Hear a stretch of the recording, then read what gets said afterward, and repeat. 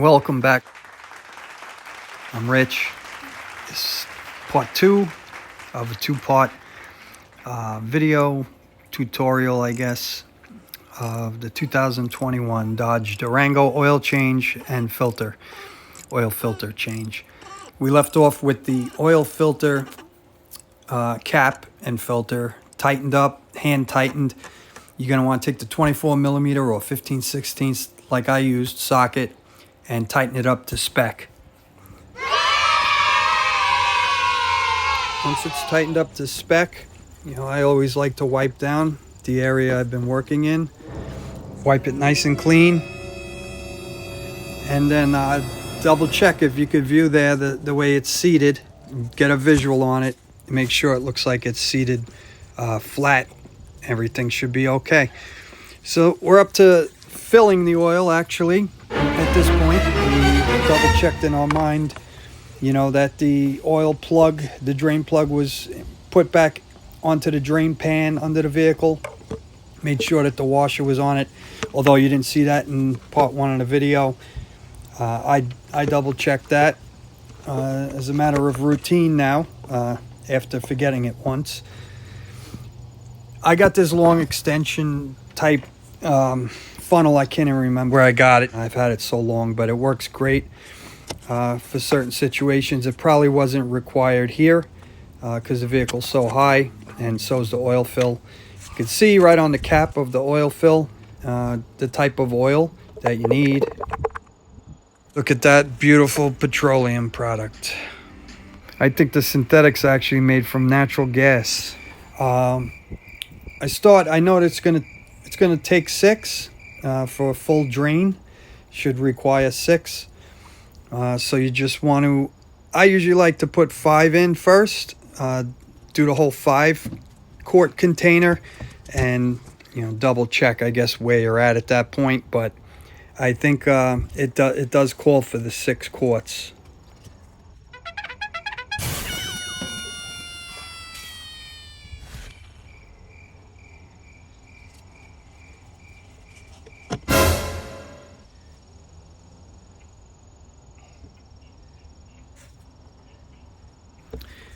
All right, so that was the 5 quarts. Dipstick for checking the oil level is sort of if you're looking at the engine bay from the front of the vehicle, sort of like the left rear side area. I like to, again, I take my time and check where I'm at. It really is probably not needed, and I'm sure, in a rush, you just put in the 6, but I check the level as I'm going, and again, this was my first on this vehicle, so I like to just be thorough and not overfill, not underfill. Obviously, either one isn't good. So see where we're at. I was interested to see is it really going to take all 6? And I was hoping maybe it wouldn't, but judging by the level it's showing right now, without running it, letting it heat up and letting it sit. You're really supposed to check an oil level by running the engine, letting it warm up, getting it to operating temperature, shutting it off, letting it cool off a little bit, and then check the oil level. This one definitely looked like it's going to need the 6, so I'm putting in the 6. So this is the 6th quart of oil. So that should be all the oil the vehicle's requiring. I like to take a look at what's left to do, keep everything organized. I'm pretty confident we did everything we needed to do, and everything looks to be going as expected, as planned. This filter came with a nice little 3 keys to a successful oil change. I thought that was kind of important. Obviously you learn a lot just by reading whatever material come with things. So I thought I'd show it on the video. I could have probably, I think I actually did hold on to, the O-ring. Got to dispose of the filter and oil properly. But the O-ring I felt is a good idea to hold on to. You never know. So we're going to put the oil fill cap back on. You know, make sure it's properly seated and then tighten it up, and that should do it.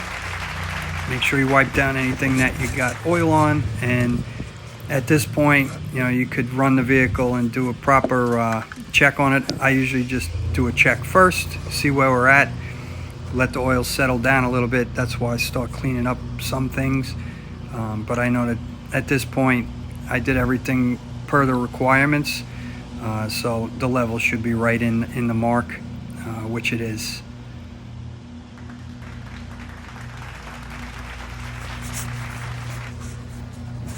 Apologize, the landscapers somewhere decided to show up, so apologize for the blowing equipment sound in the background.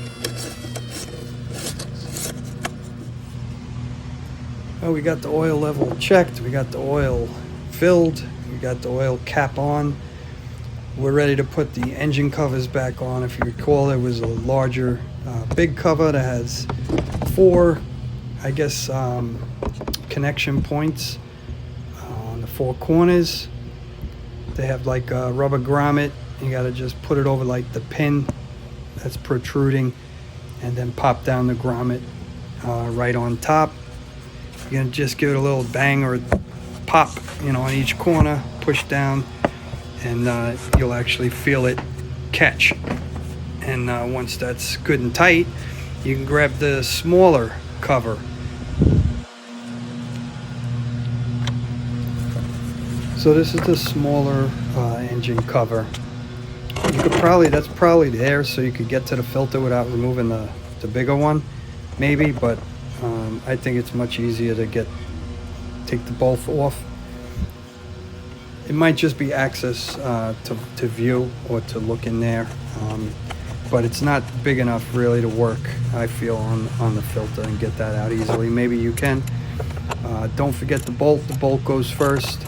I was just checking the fit, show you how it fits. There's like a tab that sticks out. The tab has to go into that slot.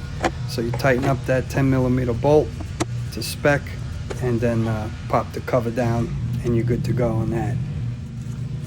So oil plug looks good, no leaks, and we're done pretty much. We only have the oil indicator, oil life indicator reset to do. It's pretty simple. You want to get this messages screen that says oil change required. Here it says to reset the oil life, the engine must be off with the ignition in the run position. Once you're there, you see where it said hold the OK button to reset the oil life. So you go into the run position, the engine off, and then you hold the OK button. See, hold OK to reset oil life, and you see it go to 100%. And that's it. Just make sure you dispose of the oil as recommended. They take it at certain auto parts stores. They'll take the old oil, and you're good to go. So thanks for watching another one. Hope this helps somebody. I hope you enjoyed it, and look forward to the next one. Don't forget to pound the subscribe button, leave a comment, and I'll try and respond as soon as possible. See you on the next one. Take care.